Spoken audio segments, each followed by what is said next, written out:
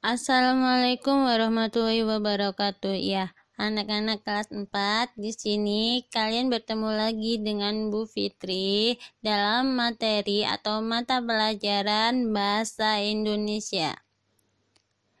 Pada kesempatan kali ini kita akan melanjutkan pembelajaran tentang gagasan pokok dan gagasan pendukung dalam suatu teks. Namun, pada materi kali ini, kita akan menentukan gagasan pokok dan gagasan pendukung dalam bentuk peta konsep. Jadi, pada materi sebelumnya, kalian kan sudah belajar tentang gagasan pokok dan gagasan pendukung. Oke. Sebelum masuk ke materi selanjutnya, kita ingat kembali tentang pembelajaran sebelumnya ya. Oke, tentang cara menentukan gagasan pokok dan gagasan pendukung. Bagaimana cara menentukan gagasan pokok dan gagasan pendukung? Apakah kalian masih ingat? Ya, cara menentukan gagasan pokok dan gagasan pendukung ada 3 cara. Yang pertama, yakni kita harus membaca teks dengan saksama. Yang kedua, setelah kita membaca dengan seksama, kita amati setiap paragrafnya, mulai dari paragraf pertama hingga paragraf terakhir. Atau mulai dari kalimat pertama hingga kalimat terakhir. Oke, dalam suatu paragraf kita amati kalimat pertama hingga kalimat terakhir. Setelah kita amati kalimat pertama hingga kalimat terakhir, maka yang harus kita lakukan adalah menentukan kalimat utama dan menentukan kalimat penjelas. Oke, karena gagasan pokok itu didapat dari kalimat apa? Gagasan pokok didapat dari kalimat utama, sedangkan gagasan pendukung didapat dari kalimat penjelas. Oke, di sini sudah paham? Kalian sudah ingat? Oke, sekarang kita akan melakukan review lagi tentang materi sebelumnya. Perhatikan paragraf berikut. Kita baca sama-sama ya. Udin dan teman-teman sangat senang melihat pawai budaya. Selalu ada hal baru yang mereka perhatikan setiap tahun. Pakaian adat dari berbagai suku di Indonesia selalu menyenangkan untuk diamati. Benar kata Ibu Udin, kebudayaan Indonesia memang sangat beragam, kaya, dan mengagumkan. Di situ terdapat berapa kalimat anak-anak? Ya, silakan dihitung. Ya, di situ terdapat 4 kalimat. Kemudian, yang kita perlu lakukan adalah kita mengamati setiap kalimatnya. Kira-kira pada paragraf ini, untuk kalimat utamanya terletak di mana? Kalimat utama ada yang ada di awal. Salah. Ya. Ada di mana? Ya, kalimat utamanya ada di akhir. Perhatikan kalimat yang terakhir. Benar kata Ibu Udin, kebudayaan Indonesia memang sangat beragam, kaya, dan mengagumkan. Nah, itulah letak kalimat utamanya. Kalimat utamanya terletak di akhir. Jadi, gagasan pokoknya bagaimana anak-anak? Ya, gagasan pokoknya adalah kebudayaan Indonesia memang sangat beragam, kaya, dan mengagumkan. Oke. Kita perhatikan paragraf berikutnya. Kita baca sama-sama. Bali mempunyai alat musik yang berbeda. Rombongan dari Bali membunyikan alat musik daerahnya. Cengceng namanya. Alat ini berbentuk seperti 2 keping timbal yang terbuat dari logam. Nyaring bunyinya ketika kedua keping ini dipadukan. Terletak di mana kalimat utamanya anak-anak?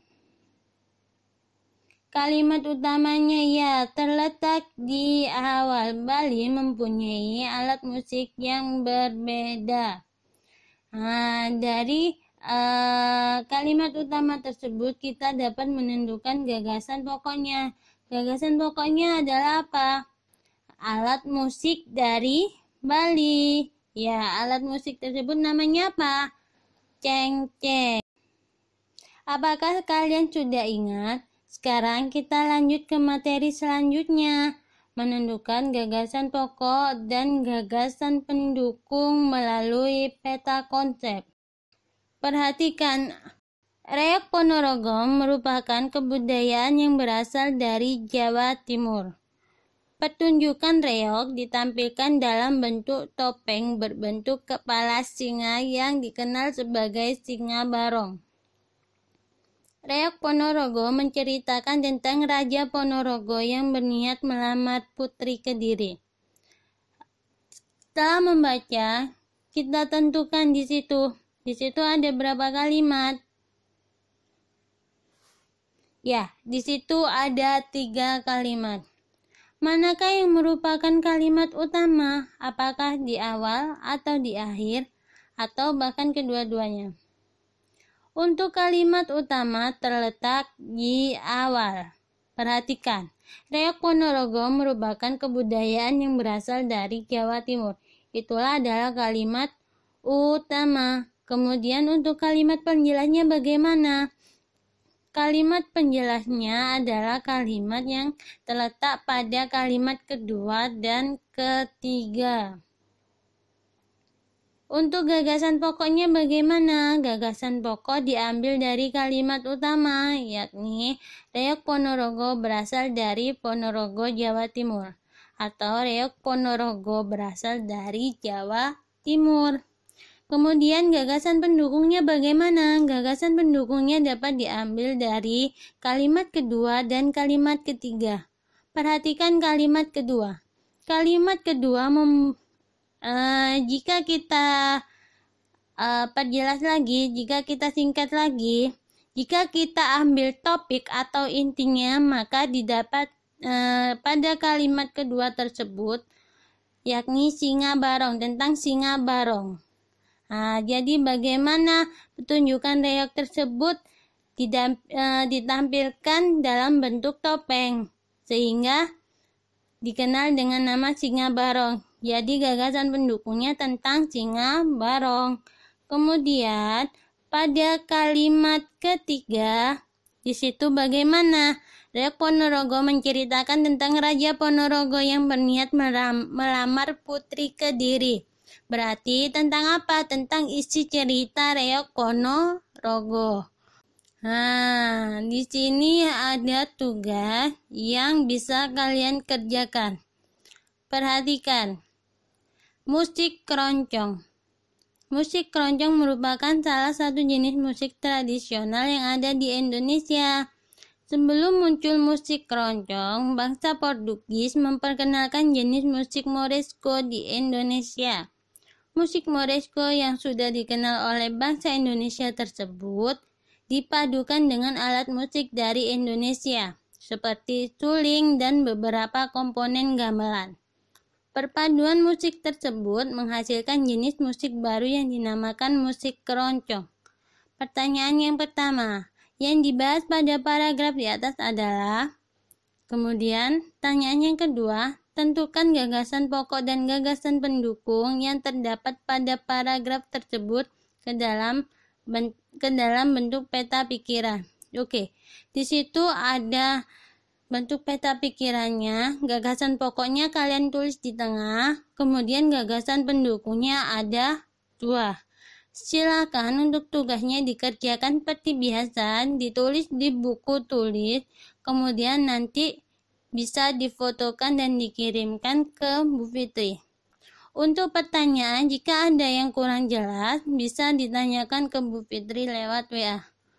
Oke, sampai di sini Bu Fitri akhiri pelajaran bahasa Indonesia pada kesempatan kali ini.